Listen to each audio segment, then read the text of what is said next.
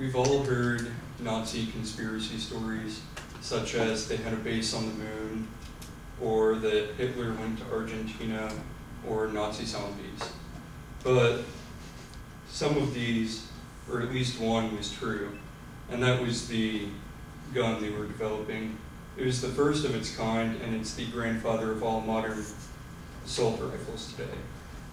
Originally, it was disliked by Hitler, and he suspended the project, but they developed it in secret because they felt it was so necessary for the Germans. It changed warfare as we know it today, and many modern weapons are based on this design.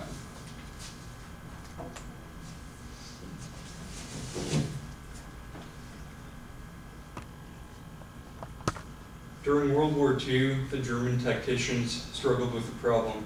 Most of the combat during World War II was fought in close quarters, and they only had two types of weapons. One was a submachine gun, and it lacked power and accuracy, or they had bolt-action rifles, which had power and accuracy but fired very slowly. Their solution was the Sturmgewehr 44. It was a semi or fully automatic rifle, which means you can either pull the trigger and shoot, or hold it down and unload the whole magazine. It held 30 rounds and fired at over 2,000 feet per second, shot 500 rounds a minute, and was accurate to 500 yards, according to the military and Discovery Channel websites. What made it revolutionary was its use of the intermediate round. It was a 7.62 by 33 millimeter. If you don't know what that is, it's roughly the size of your pinky. It's a little bit smaller than that.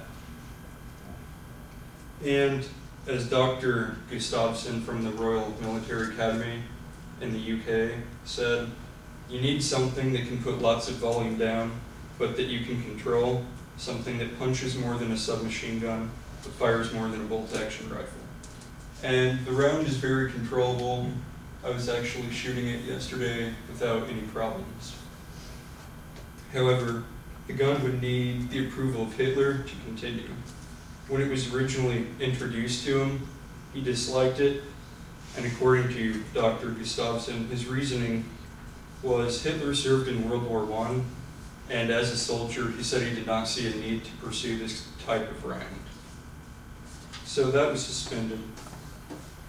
But the Nazi command and the gun manufacturer thought it was so necessary for the war that they developed it under a different name called the Machine Pistol 43, and they just called that an upgrade to current German weapons. But of course they couldn't keep this a secret from Hitler forever. He was inspecting his troops one day and he found that they were carrying this rifle, and he got angry about it, but after more testing for him, he finally approved the gun. With the approval of it, he used it as a new propaganda weapon because the Germans now had this new space-age looking gun. He renamed it the Sturmgewehr, which means storm rifle. So with the rifle in full production and the favor of Hitler behind it, it was sent into action. It was deployed to 400 Germans on the Eastern Front that were behind Soviet lines, and they easily cut through the communist troops and back to their position. It was more effective than the Russian weapons. It had a better rate of fire and it was more controllable. These factors made it the dominant weapon in the battlefield and the envy of other countries. However, it arrived too late in the war to swing the war in favor of the Nazis. But after that, many countries tried to replicate this design, and that's why modern weapons look like this, such as the AK-47 or the M16. They all, as I said, look similar to this and use similar mechanics.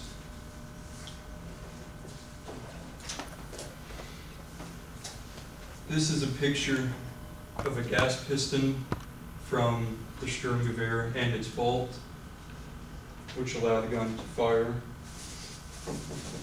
And this is one from an AK-47.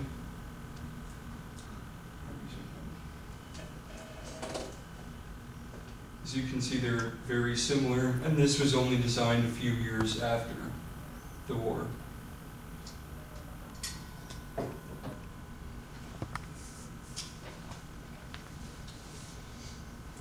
This gun solved the problem of either needing a slow firing bolt-action rifle with power or a fast submachine gun that was very inaccurate. It could have changed the war for the Germans if Hitler had not made the choice to suspend the project, and it obviously inspired the design of modern weapons. And that's why it was a revolutionary gun.